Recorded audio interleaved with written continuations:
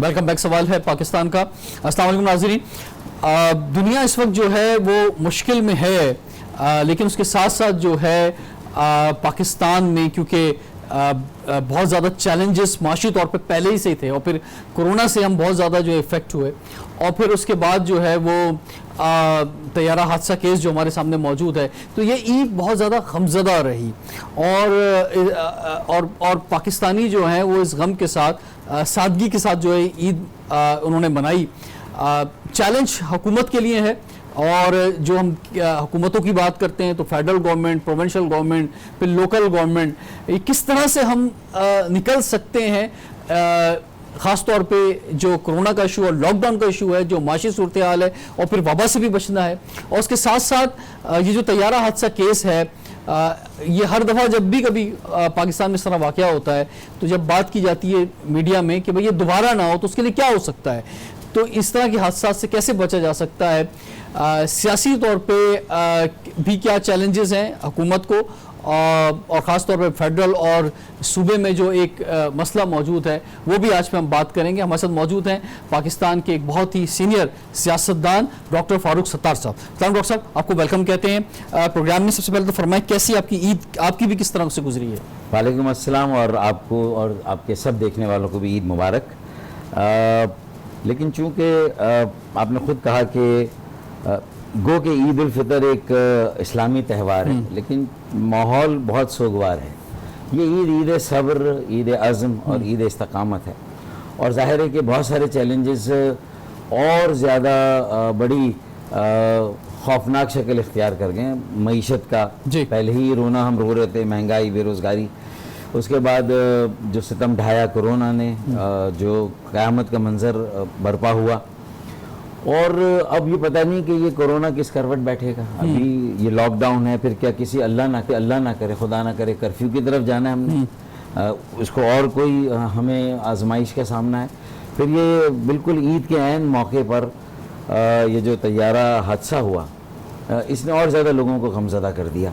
تو ظاہر ہے کہ سب سادگی سے ہی عید منا رہے ہیں، لیکن میں سمجھتا ہوں کہ ایک عزم کو قائم رکھنا ہے، ڈپریشن کو اپنے پر حاوی نہیں ہونے دینا، اور صبر کو بھی کا دامن بھی رکھنا ہے، اور اسی چیلنج میں سے مواقع ڈھونڈنے ہیں. ٹھیک ہے ڈاکٹر صاحب، آپ کی اپنی سیاست، کرونا کا مقابلہ بھی کرنا ہے. آپ کی اپنی سیاست کس جگہ پر ہے، آپ کیا کرنا چاہتے ہیں، اس پر ہم ضرور بات کریں گے، اور آپ کے چاہنے والے یہ جاننا چاہتے ہیں. لیکن اس سے پہلے یہ جو دو ایشوز آپ نے بڑے ایشوز بتائے ہیں سامنے ہمارے موجود ہیں، یہ طیارہ حادثے کی طرف ہم آتے ہیں.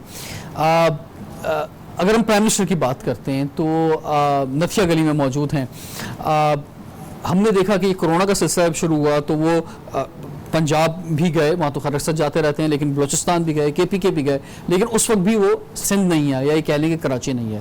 تو پچھلے 3 مہینوں سے یہ صورتحال چل رہی ہے، لیکن ان کی کراچی آمد نہیں ہوئی، ابھی بھی اس موقع پر بھی نہیں آئے. گو کہ ان کے وفاقی وزیر یا گورنر یا مختلف لوگ ان کے نمائندے فیملیز سے ملنے، یا شہیدوں کی جو فیملیز ہیں ان سے ملنے جا رہے ہیں، لیکن آپ سمجھتے ہیں پرائم منسٹر کو آنا چاہیے تھا؟ پرائم منسٹر کو کورونا اور جو اس کے ساتھ لاک ڈاؤن کی صورتحال تھی، پھر سندھ اور مرکز کے درمیان بری طرح سے ٹھنی ہوئی تھی، تو اس میں کہیں آ کر کوئی ایسا رول پلے کرنا تھا کہ لوگوں کو کم از کم ایک کمفرٹ لیول ملتا، ایک اعتماد ملتا. پریزیڈنٹ کراچی تشریف لائے، اور ان کا تھا کہ وہ سی ایم ہاؤس جا رہے ہیں سی ایم سے ملنے، لیکن وہ بھی ملاقات نہیں ہو سکتی، سی ایم ہاؤس نہیں ہے. تو اب اس کا مطلب ہے کہ کریڈٹ کی سیاست ہو رہی ہے، کوئی پوری طرح سے رسپانسبلٹی لینے کے لیے تیار نہیں، کوئی آگے آ کر لوگوں کو گائیڈ کرنے کے لیے تیار نہیں ہے. اور جہاں کریڈٹ لینا ہے وہاں سب سے پہلے پی ٹی آئی بھی ہے، پیپلز پارٹی بھی ہے، اچھا ایم کے ایم پاکستان لوکل گورنمنٹ تو بیچاری کسی گنتی میں اس وقت نہیں ہے. تو جب لیکن اچھا اس گورنمنٹ کے حوالے سے بتائیں، آج میں پریس کانفرنس دیکھ رہا تھا سعید غنی صاحب کی، تو وہ کہہ رہے تھے کہ جناب یہ پی ٹی آئی کے لوگ تو اپنے ساتھ میڈیا کی ٹیم لے کے جا رہے ہیں، تو پتہ چل رہا ہے کہ جناب یہ جو طیارہ حادثے میں جو لوگ شہید ہوئے ان کے فیملی سے ملنے جا رہے ہیں، لیکن جو پیپلز پارٹی کے لوگ جا رہے ہیں وہ خاموشی سے جا رہے ہیں، تو کسی کو پتہ نہیں چل رہا. اس سے پہلے پیپلز پارٹی یہ بھی کہہ رہی تھی کہ وہ جو راشن ڈسٹریبیوشن کر رہی ہے وہ بھی خاموشی سے کر رہی ہے، تو وہ میڈیا کو پتہ نہیں چل رہا. تو یہ جو نیکی کے کام ہیں سارے، یہ پیپلز پارٹی جو ہے یہ میڈیا لے کے نہیں جا رہی، یہ جو ہے سب کے سامنے نہیں ہو رہے. دیکھیں میرے خیال میں اب تو یہ چونکہ ایک روایت بن گئی ہے، اور یہ کیمرہ اس لیے ضروری ہوتا ہے کہ کم از کم لوگوں کو ڈھارس بندھے، اور یہ معلوم ہو کہ کم از کم اس ایک ایشو پر ملک کی ساری قیادت، ساری سیاسی جماعتیں، مختلف الخیال، مختلف النظریات لیکن کم از کم ان لوگوں کے ساتھ تو ہے. اور عید کے موقع پر ان کے پاس جانا, عید کے دن ان کے پاس جانا اور ان کے غم میں برابر کا شریک ہونا اور انہیں یہ احساس دلانا کہ سب سے بڑھ کر یہ کہ ظاہر ہے کہ جو وہ اپنے پیاروں کو کھو چکے ہیں وہ تو واپس نہیں آ سکتے, لیکن کم از کم اس مرتبہ شفاف, اگر میڈیا کی ٹیم لے کے چلے جائیں تو کوئی مذائقہ نہیں ہے, لے کے چلے جانا چاہیے تاکہ آپ کا جو ہے وہ ایک آپ کا ساتھ جو ہے لوگوں کو محسوس ہو کہ آپ جو ہے اس وقت میں کٹن وقت میں کھڑے ہوئے ہیں ساتھ. دیکھیں پھر اس میں تو یہ بھی ہے نا کہ یہ بھی ایک بہت سے لوگوں نے سہولت لے لی, نہ جائیں اور کہیں گے میڈیا کو لے کے نہیں جا رہے اور جا ہی نہیں رہے, اس کے بارے میں کسی کو کچھ پتہ ہی نہیں ہے. ٹھیک ہے, تو دیکھیں اس میں میرے خیال میں آپ کو یہ معیوب نہیں ہونا چاہیے. ایک اور آپ کی رائے لے لیں کہ آپ جو پریس کانفرنس میں شفاف اور غیر جانبدار انکوائری ہونی چاہیے, یہ انکوائری کی طرف میں آ رہا تھا. آج جو بات کی پاکستان پیپلز پارٹی کی طرف سے, اس نے کہا کہ ہم مطمئن نہیں ہیں جو بورڈ بنایا گیا ہے, جو انکوائری ہو رہی ہے اور پہلے سے جو ہے وہ اندازے لگائے جا رہے ہیں, پائلٹ پہ ڈالنے کی کوشش کی جا رہی ہے. تو آپ کی کیا رائے ہے, کیا آپ مطمئن ہیں جو یہ انکوائری بورڈ بنایا گیا ہے اور جس طرح سے اس کو ڈیل کیا جا رہا ہے اس معاملے کو؟ میں سمجھتا ہوں کہ پارلیمان کی جو ہوا بازی سے متعلق کمیٹی ہے جی, اس کو اس میں غور کرنا چاہیے. اس میں پیپلز پارٹی کے لوگ بھی ہے, پی ایم ایل این کے بھی, پی ٹی آئی کے اور ایم کیو ایم کے بھی ہوں گے, اور یہ جو بھی ہیں نمائندے, تو وہ یہ طے کریں کہ یہ بورڈ صحیح ہے, وہاں سے اسکروٹینی اس کی کرائے تاکہ شفافیت اس میں آ جائے, غیر جانبدار ہو جائے کمیٹی, تاکہ اس کی رپورٹ پہ رپورٹ کب آئے اس کو فالو کرنا, میڈیا کو بھی اور سیاسی جماعتوں کو بھی اور پارلیمان کو بھی.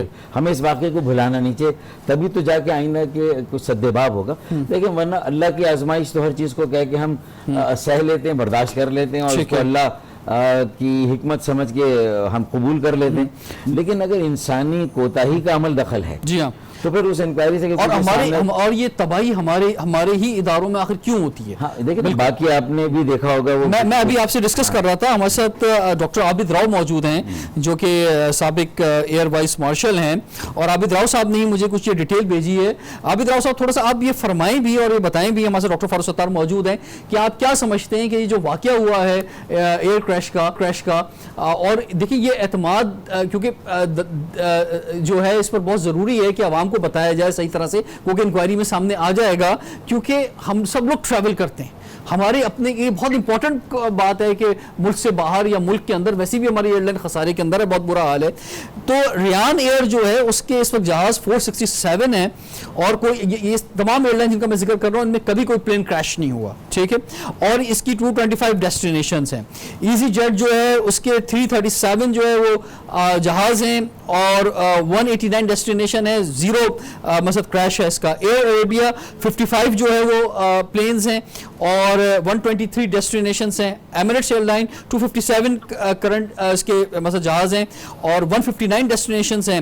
اسی طرح اتحاد ایئر ویز 102 جو ہیں بڑی تعداد میں جہاز موجود ہیں اور 81 ڈیسٹینیشن ہے. قطر ایئر لائن 242 اور 172 ڈیسٹینیشن ہے, جبکہ پاکستان انٹرنیشنل ایئر لائن کے 31 جو ہے صرف 31 جہاز ہیں اور 56 ڈیسٹینیشن ہے. اور اس میں اب تک جو ہے جب 1946 سے یہ ایئر لائن ہے, پہلے اورینٹ ایئر ویز کے نام سے تھی, اس کے بعد پی آئی اے بنی, تو 20 حادثات ہو چکے ہیں. اس کے علاوہ ایئر بلو کے الگ ہیں, بوجا ایئر کے الگ ہیں حادثات جو ہیں. ایئر لائن انڈسٹریز اور ایویشن جو ہے یہ اس کی کریڈیبلٹی, اور کبھی وہ تھا کہ ہم پی آئی اے پہ فخر کرتے تھے, اور یہ سیفسٹ, اور ہم نے دنیا بھر کی ایئر لائنز بنانے میں امپورٹنٹ رول ادا کیا. سنگاپور ہو, ہانگ کانگ اور ایمریٹ سب سے جی بالکل, اور one of the best airline لائن, یہاں پہ لوگ ٹریننگز لینے آتے تھے. عابد راؤ صاحب فرمائیے, آپ کیا سمجھتے ہیں کیا ہوا ہے یہ آپ کو جو یہ سوال اٹھایا جا رہا ہے اور زیادہ تر بات پائلٹ پہ ڈالی جا رہی ہے, آپ کی کیا رائے ہے اس میں؟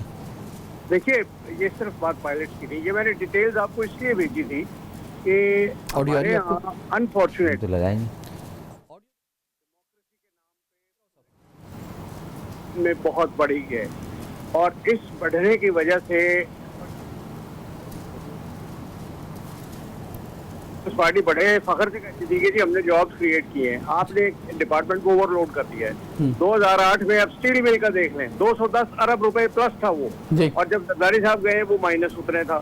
تو کہنے کا مقصد یہ ہے کچھ تو ہوا ہے, اور یہ جو سیاسی مداخلت ہے وہ چونکہ ہر ڈپارٹمنٹ میں ہے, اس لیے پی آئی اے میں چونکہ سیفٹی ہے, پی آئی اے میں چونکہ انسانی جانیں ہیں, پی آئی اے اور ایئر کریش کی ویسے بھی دہشت زیادہ ہوتی ہے کمپیئر ٹو بس ایکسیڈنٹ. آج پتوں کی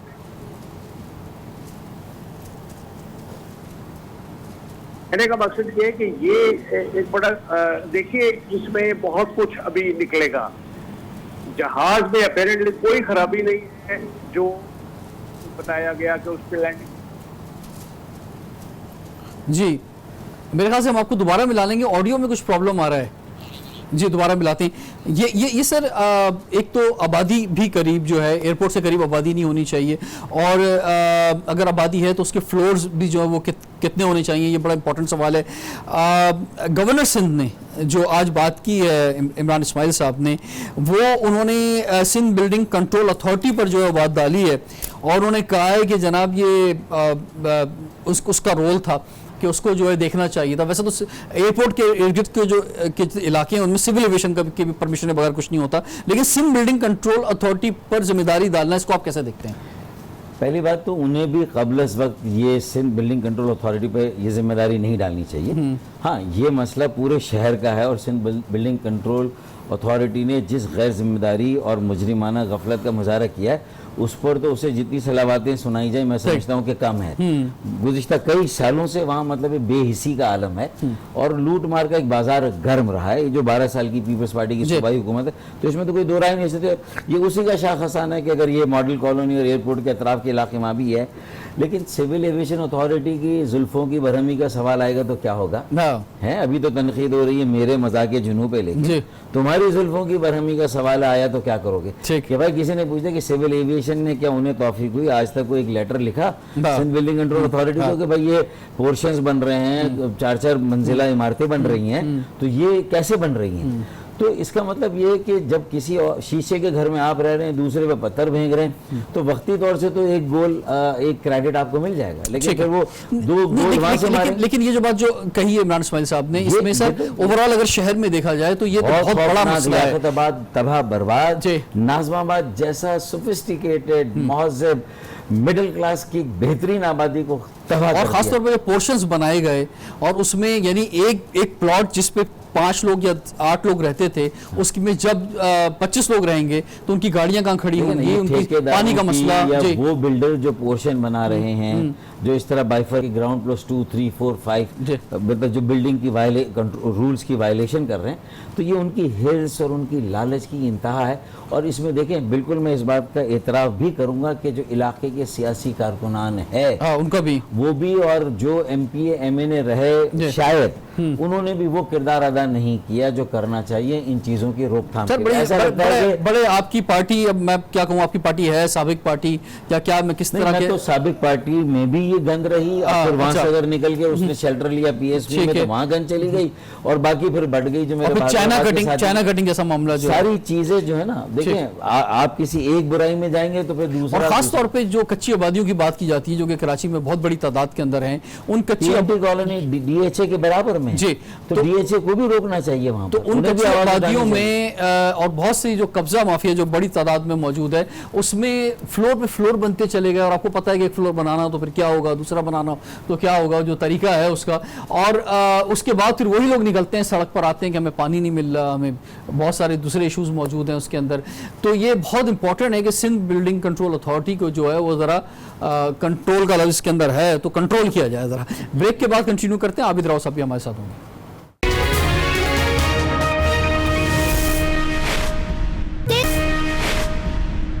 वेलकम बैक। सवाल है पाकिस्तान का, डॉक्टर फारूक सत्तार साहब हमारे साथ हैं। डॉक्टर साहब ये फरमाएं कि जो अभी हम पहले से ज़रा तैयार है कि इसके हवाले से ही थोड़ी सी आगे डिस्कशन बढ़ाएंगे, आबिद राव साहब को भी टेलीफोन लाइन पे लेंगे। आप क्या समझते हैं, बल्कि आबिद राव साहब हैं लाइन पे, तो पहले ज़रा इनसे हम ये पूछ लेते हैं। आबिद राव साहब ज़रा फरमाएं कि आप क्या समझते हैं कि जो अब एक बहुत बड़ा सवाल उठ रहा है, गो के 3 महीने बाद या 2 महीने बाद जब भी रिपोर्ट आती है उसमें चीज़ें क्लियर हो जाएंगी, आपकी अपनी एक्सपर्ट राय जो है वो इस पूरे वाक़े को देखते हुए क्या है, आप समझते हैं क्या हुआ है जनाब जुम्मतुल विदा 22 मई को? देखिए, जो अभी तक डिटेल्स मालूम हैं उससे यही लग रहा है कि पहली गलती पायलट ने ये की कि वो लैंडिंग के लिए जब आया तो वो 5 मील पे अगर उसको 1500 और 1600 फुट होना चाहिए था, वो 3500 फुट था। ठीक है।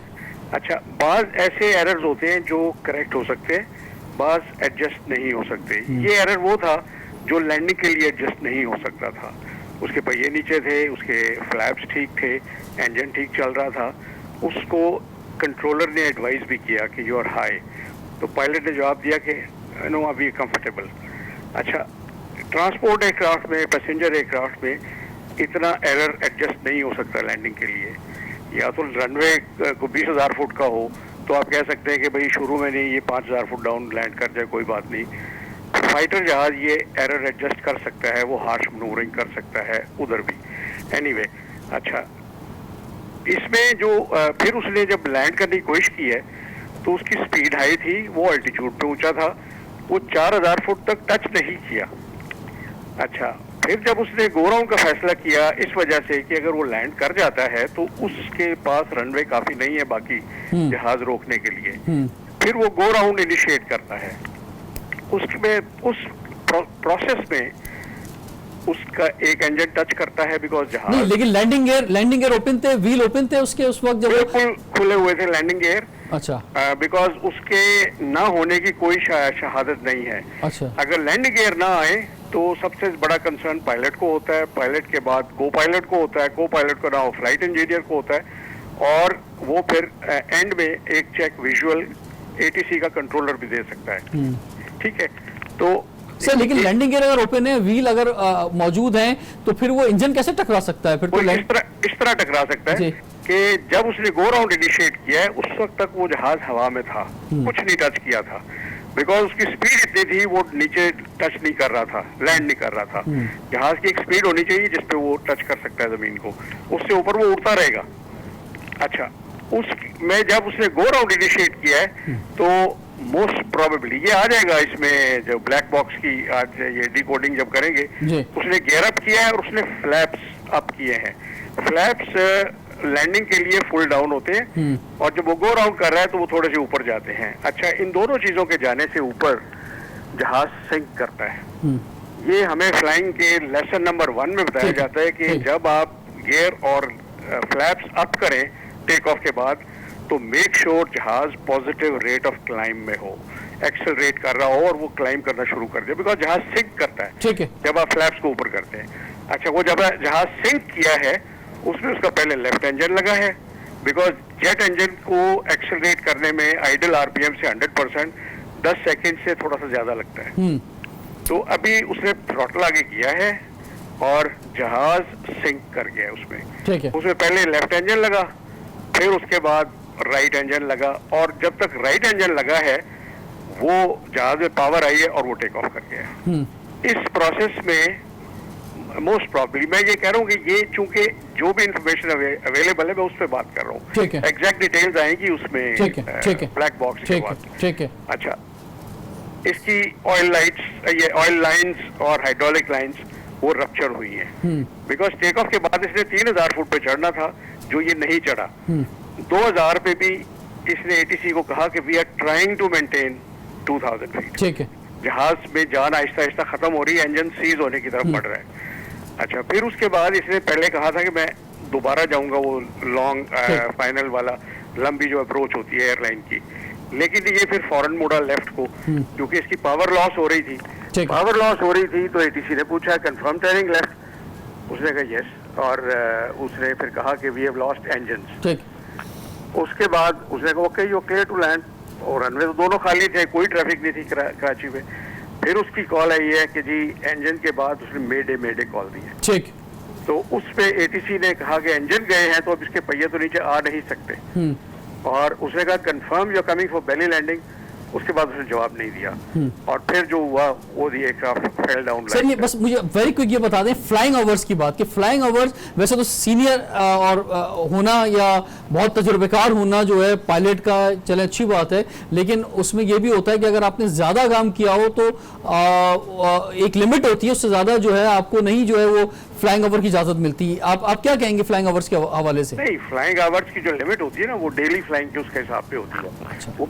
इनका वो वर्किंग का वो होता है कि उससे ज्यादा इनके ड्यूटी आवर्स नहीं हो सकते जी, वो उसको उसने वॉयलेट अभी नहीं किया था। अच्छा, ठीक है, बहुत शुक्रिया डॉक्टर आबिद राव साहब। अच्छा फारूक सत्तार साहब, आपने भी बहुत ट्रैवलिंग की है पाकिस्तान में भी दुनिया में भी, एजेंसी सूरत हाल होती है अक्सर, پاکستان میں میں بھی کل بھی اپنا بھی واقعہ جو ہے ڈسکس کر رہا تھا کہ اسلام آباد سے مجھے کراچی آنا تھا اور ہم نے لاہور میں ایک انجن بند ہوا تو لاہور میں ہمیں ایمرجنسی لینڈنگ کرنی پڑی.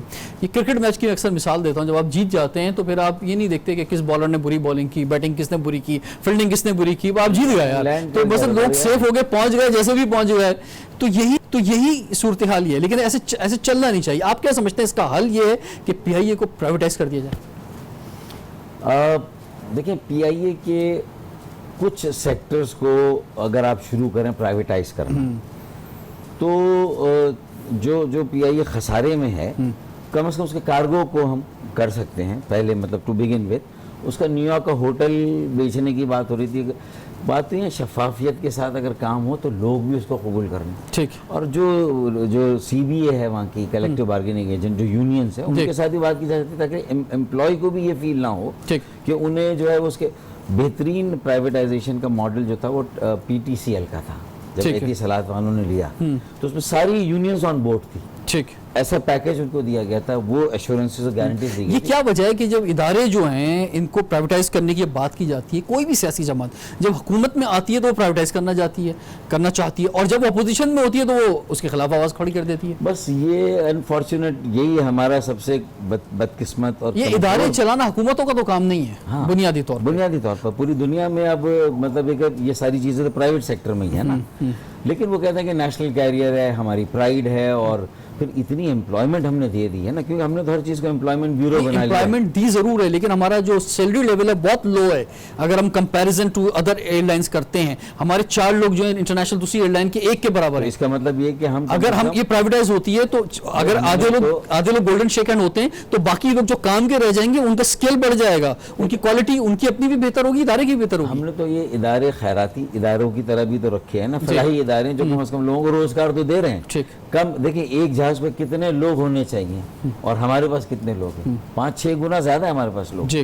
تو اب اس میں ہماری فیوچر پلاننگ کیا ہے, ہم ایئر کرافٹ اور لے رہے ہیں تو اس میں انہی امپلائیز کو ری ایڈجسٹ کریں گے, وہ کریں گے تو سب یعنی انگیج کر کے کریں امپلائی کے ساتھ تو ساری چیزیں ہو سکتی ہیں. لیکن ہمارے چونکہ آئسولیشن میں ہوتی ہے اور اس میں کہیں نہ کہیں کوئی ویسٹڈ انٹرسٹ آ جاتا ہے تو پھر اس کے بعد یہ جو پی ٹی آئی کی حکومت ہے سر, اس پر آپ کی کیا رائے ہے کہ کیونکہ یہ سارا ملبہ جو ہے پی ٹی آئی کی حکومت مستقل طور پہ پچھلی حکومتوں پہ ڈالتی رہی ہے, چاہے اداروں کی تباہی ہو, چاہے معاشی حالت ہو, چاہے کوئی بھی صورتحال ہو, کہ جناب یہ نون لیگ کی حکومت تھی, پیپلز پارٹی کی حکومت تھی, یہ ورثے میں ہمیں سب کچھ ملا ہے. اب آپ کیا سمجھتے ہیں کہ یہ کیا کیسی پرفارمنس ہے پاکستان تحریک انصاف کی؟ پی ایم ایل این اور پیپلز پارٹی کو ایک ٹائم لائن پوچھ لینی چاہیے کہ آپ کب یہ جو ڈھول بجا رہے ہیں پچھلی حکومتوں پہ سارا ملبہ ڈال رہے ہیں, یہ کس ڈیٹ تک ڈالیں گے, اور اس کے بعد پھر آپ کہیں گے ہاں اب سے ہماری رسپانسبلٹی ہے, تو ان سے ایک ڈیٹ تو لے لیں کم از کم, تاکہ وہ یہ بتائیں کہ یہ کٹ آف ڈیٹ ہے, اس کے بعد ہم رسپانسبلٹی لیں گے. ورنہ تو اگلے 10 سال بھی گزر جائیں گے اور وہ رسپانسبلٹی لیں گے ہی نہیں. اور ساتھیوں کے باقی تو وہ 70 سال کا ہے, صرف ان 10 سالوں کا ہی ملبہ نہیں ہے, اس سے پہلے کا بھی. لیکن ابھی بھی جو پرائم منسٹر صاحب ہیں اور آپ کی اپنی رائے جو ہے, اتنا تجربہ ہے آپ کا, پارلیمان کا بھی اتنا تجربہ ہے, اور ان کی جو پوری ٹیم ہے جو 51 تقریباً 52 میرے خیال سے جو منسٹرز بن گئے ہیں, تو اس پوری ٹیم کے بارے میں آپ کی کیا رائے ہے؟ دیکھیں انکمپیٹنٹ, نااہل, دوسرا نا تجربہ کار, اور پھر اس میں کچھ نالائکیاں بھی. سر تجربہ کار تو اس میں بہت سارے لوگ ہیں, مختلف پارٹیز کے تجربہ کار بھی اس کے اندر آ گئے ہیں جو دوسری پارٹیز سے آئے. ہاں لیکن اوور آل پرائیورٹیز کیسے سیٹ کریں اور تبدیلی کیسے آئے گی, اس کی اگر آپ کو بنیاد نہیں معلوم کہ 6 آئینی ترامیم یا اصلاحاتی ایجنڈا ہے 6 نکات کا, اس کے بغیر آپ کچھ بھی کر لیں اور الیکٹیبلز ہی کو الیکٹ کرائیں گے, تبدیلی کی بات کریں گے, اور نئے مڈل کلاس پڑھے لکھے اللہ کا ڈر, لوگوں کا درد رکھنے والے پرخلوص بے لوس لوگوں کو نہیں لائیں گے, اور الیکٹیبلز کی اکثریت رہے گی, اور یوتھ صرف دریا بچھا رہا ہے, نوجوان اسٹیج سجا رہا ہے, نعرے لگا رہا ہے, جھنڈے لگا رہا ہے. لیکن یہ تو المیہ ہماری جمہوریت کا بھی ہے نا, ہمیں بس اس کے علاوہ راستہ نہیں ہے. اگر الیکٹیبل نہیں لے کر آئیں گے تو حکومت میں کیسے آئیں گے, پرائم منسٹر کیسے بنیں گے؟ پھر نہ آئیں. اچھا, اس کا مطلب پھر نہ آئے نا, پھر اتنے بڑے دعوے نہ کریں, پھر کہیں کہ دیکھیں ہمیں لوگوں نے اتنے ووٹ دیے کیونکہ ہم نے الیکٹیبلز کو کھڑا نہیں کیا, ہماری اتنی سیٹیں ہیں تو ہم سے اتنا ایکسپیکٹ کریں. اور ابھی بھی ایک میرا مشورہ ایک ایکسپرٹ کے طور پر ہے کہ بھئی انہیں تو یہ کہنا چاہیے کہ اس پارلیمان میں 2/3 اکثریت نہیں ہے, ہم آئینی ترامیم کر ہی نہیں سکتے اور اپوزیشن ہمیں ساتھ نہیں دے رہی, انہیں اپنا ایجنڈا فلور پہ رکھ دینا چاہیے, آئینی پیکج, آئینی اصلاحات کے ایجنڈے کے طور پر. اور 6 اس میں دیکھیں نا ٹیکسوں کا منصفانہ نظام ہے, وسائل کی منصفانہ تقسیم ہے, بلدیاتی اداروں کے امور اختیارات وسائل کو آئین میں پروٹیکشن دینا, لسٹ کو اس کو, پھر اس میں ایڈمنسٹریٹو یونٹس میں صوبے کی بات نہیں کر رہا, پھر اس میں سوشل اکانومک پروگرام کو جو ہے وہ آپ کو سیکیور کرنا ہے, یہ ساری چیزیں. لیکن اگر پی ٹی آئی اپنا ایجنڈا رکھ دے, 2 اکثریت نہیں ہے کوئی بات نہیں, لیکن اس کے باوجود یہ چانسز تو ہے نا کہ وہ ہو جائے گا. کیسے ہوگا سر؟ ہو جاتا ہے, پاکستان میں سب کچھ ہو جاتا ہے, کیا کچھ ہو جاتا ہے, بہت سارے ڈیلز ہیں, بہت ساری چیزیں ہیں, بہت ساری پارٹیز بڑی مر ہیں, تو کچھ نہ کچھ ہو ہی جائے گا. آپ رکھیں تو ایجنڈا تو رکھیں سامنے. ہاں دیکھیں, وہ کہہ رہے ہیں کہ 18ویں ترمیم کو ختم کرنے کے لیے ریورس گیئر لگا رہے ہیں. میں کہہ رہا ہوں 18ویں ترمیم ایسا جتنی بری نہیں ہے جتنا برا اگر ان کو جو کھلتا ہے وہ 7واں قومی مالیاتی ایوارڈ ہے, اس میں سارے وسائل صوبے کو چلے گئے, ٹھیک ہے, وہاں سے واپس لینے کی ضرورت ہے. اگر ابھی اس پہ یہی سب سے بڑا اس وقت محسوس ہو رہا ہے کہ ایک نشانہ نظر آ رہا ہے, ٹارگٹ جو یہ کیا کر رہے ہیں کہ بھائی وکٹیمائزیشن ہے, انتقامی کارروائی ہے, کچھ احتساب ہے, اور اس کی قیمت پر ان کو چھوڑ کر جان بخش دیں گے, اور اس سے ان کو ملا کے جو ہے وہ یہ شاید کروا دیں. ٹھیک ہے جی, لاک ڈاؤن, کورونا کی صورتحال, اور کیونکہ ڈاکٹر فاروق ستار صاحب ہمارے ساتھ ہیں, تو ان کی اپنی سیاست جو کس جگہ پہ جاری ہے, بریک کے بعد پوچھتے ہیں سوال پاکستان کا.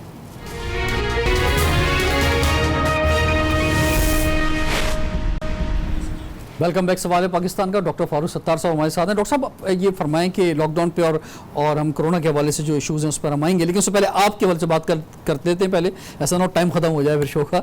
کیا آپ کا کیا پلان ہے آگے کیا کرنا ہے آپ نے, آپ کی سیاست کیسے آگے چلے گی؟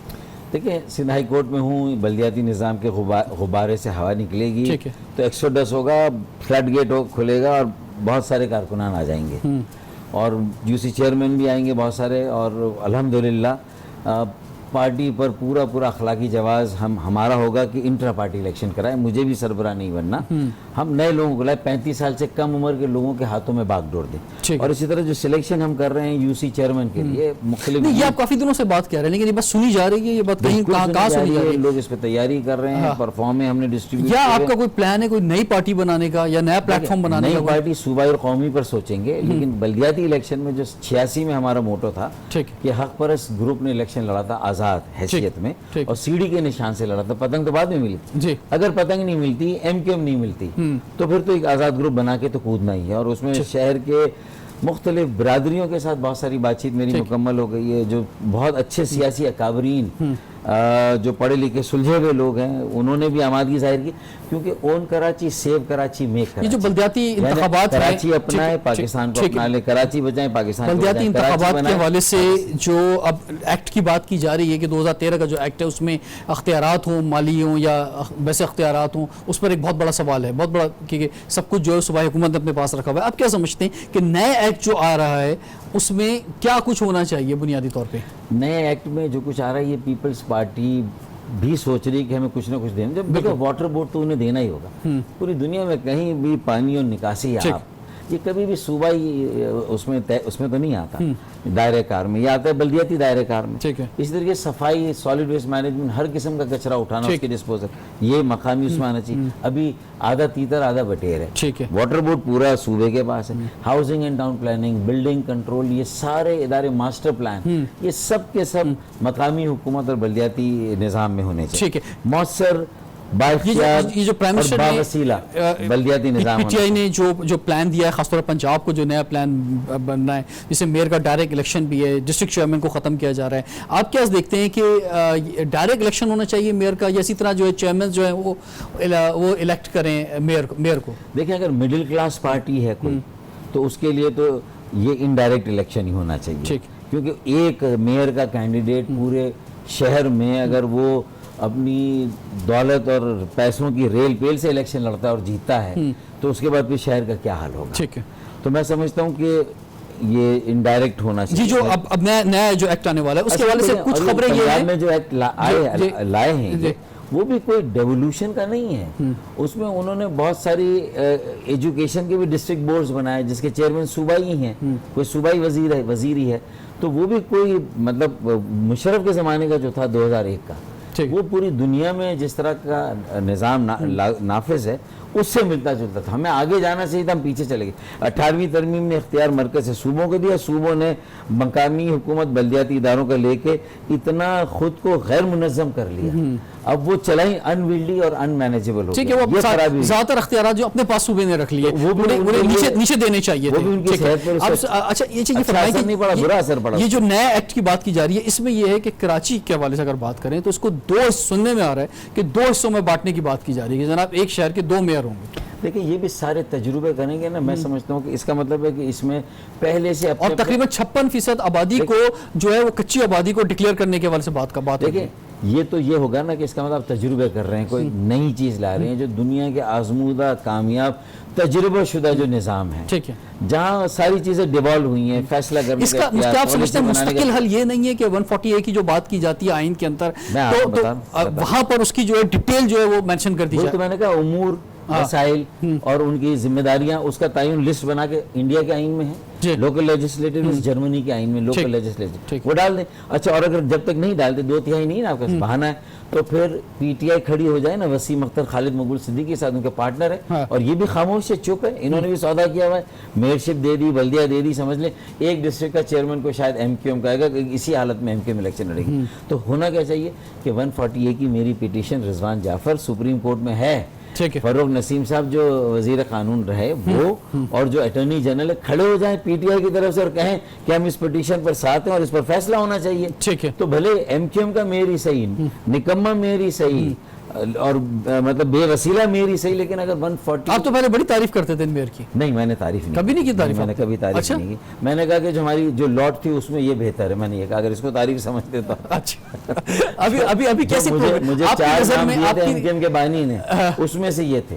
اچھا 4 نام میں سے, اب 4 نام میں یہ بہتر تھے, یہ بہتر تھے اس میں. ٹھیک ہے, تو ابھی کیسی پروگریس ہے آپ کی نظر میں میئر کی یا جو ایم کیو ایم کے ڈسٹرکٹ چیئرمینز ہیں ان کی؟ اگر یہ 4 ڈسٹرکٹ چیئرمین 4 سال میں جانے کی بجائے 3 سال مکمل کر کے یہ استعفیٰ دے کے آ جاتے. ٹھیک ہے, کیونکہ مگرمچھ کے آنسو ہے, لوگ نہیں مانیں گے الیکشن میں اس بات کو کہ اختیار نہیں تھا, وسائل نہیں تھے.